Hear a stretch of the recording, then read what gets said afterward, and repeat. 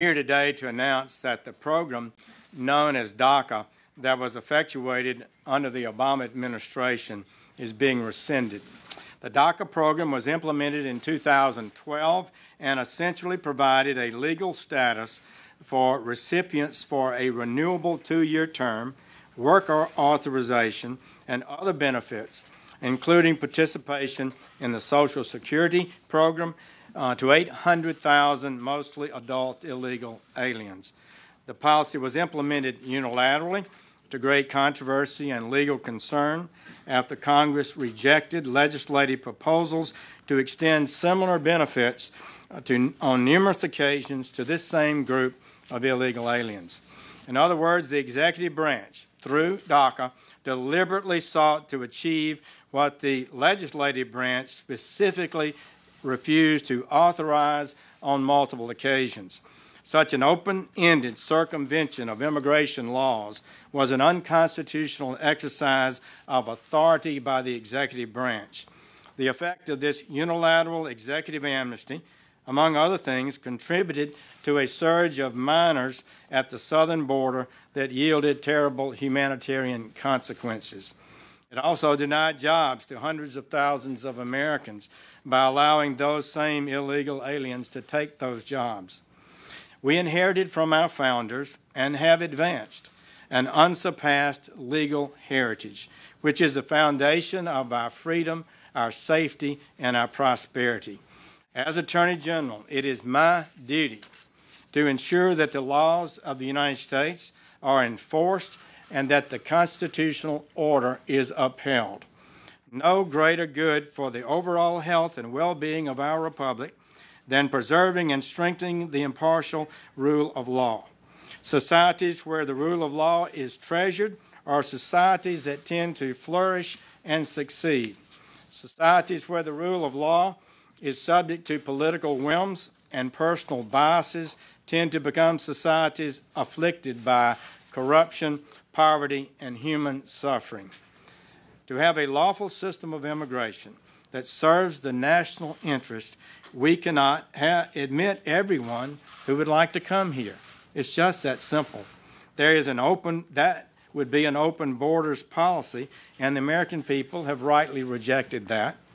Therefore, the nation must set and enforce a limit on how many immigrants we admit each year, and that means all cannot be accepted.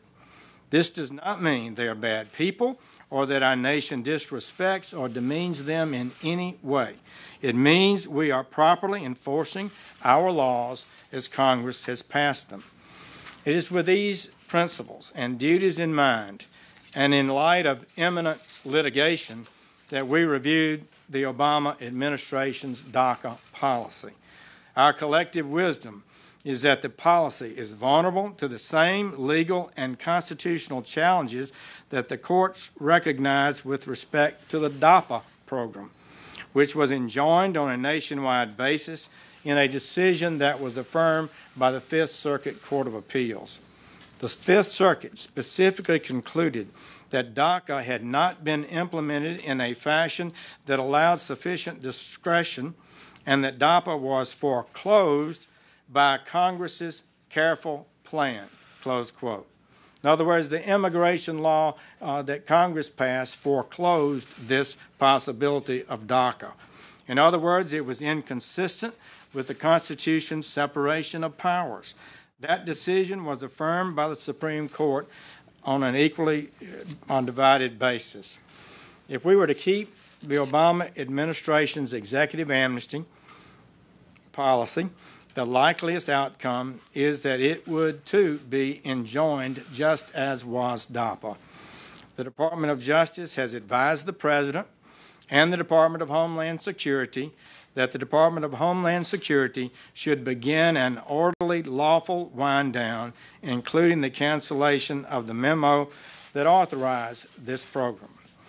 Acting Secretary Duke has chosen appropriately to initiate a wind-down process. This will enable the Department of Homeland Security to conduct an orderly change and fulfill the desire of this administration to create a time period for Congress to act should it so choose.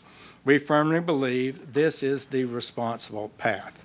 Simply put, if we are to further our goal of strengthening the constitutional order and the rule of law in America, the Department of Justice cannot defend this overreach.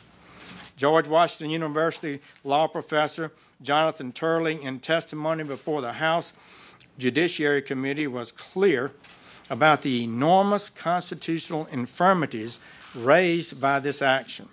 He said, quote, in his testimony, "In ordering this blanket exception, President Obama was nullifying part of a law that he simply disagreed with.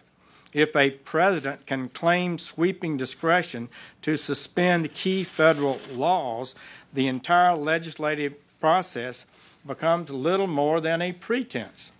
The circumvention of the legislative process not only undermines the authority of this branch," he's referring to the legislative branch, "but destabilizes the tripartite system as a whole." So this is not a little matter. Ending the previous administration's disrespect for the legislative process is an important first step.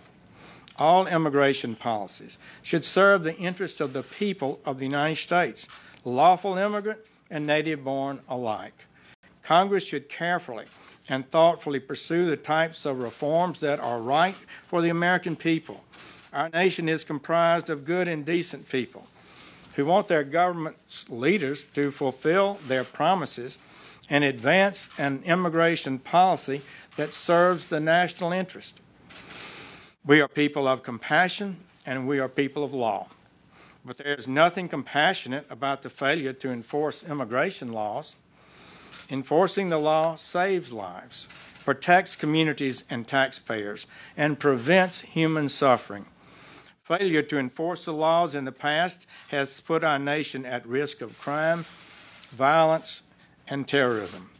The compassionate thing to do is end the lawlessness, enforce our laws, and if Congress chooses to make changes to those laws, to do so through the process set forth by our founders in a way that advances the interests of the American people.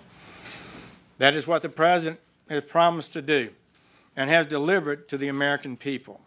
Under President Trump's leadership, this administration has made great progress in the last few months toward establishing a lawful and constitutional immigration system. This makes us safer and more secure. It will further, economically, the lives of millions who are struggling, and it will enable our country to more effectively teach new immigrants about our system of government and to assimilate them to the cultural understandings that support it.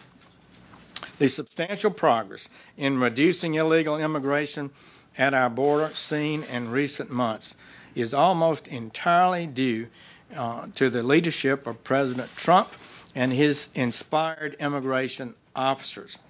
But the problem is not yet solved, and without more action, we could see illegality rise again rather than be eliminated. As a candidate and now in office, President Trump has offered specific ideas and legislative solutions that will protect American workers, increase wages and salaries, defend the national security, ensure the public safety, and increase the general well-being of the American people. He has worked closely with many members of Congress, including in the introduction of the RAISE Act, which would produce enormous benefits for our country. And this is how our democratic process works. There are many powerful interest groups in the country, and every one of them has a constitutional right to advocate their views and represent whomever they choose. But the Department of Justice does not represent any narrow interest or any subset of the American people. We represent all the American people and protect the integrity of our Constitution. That is our charge.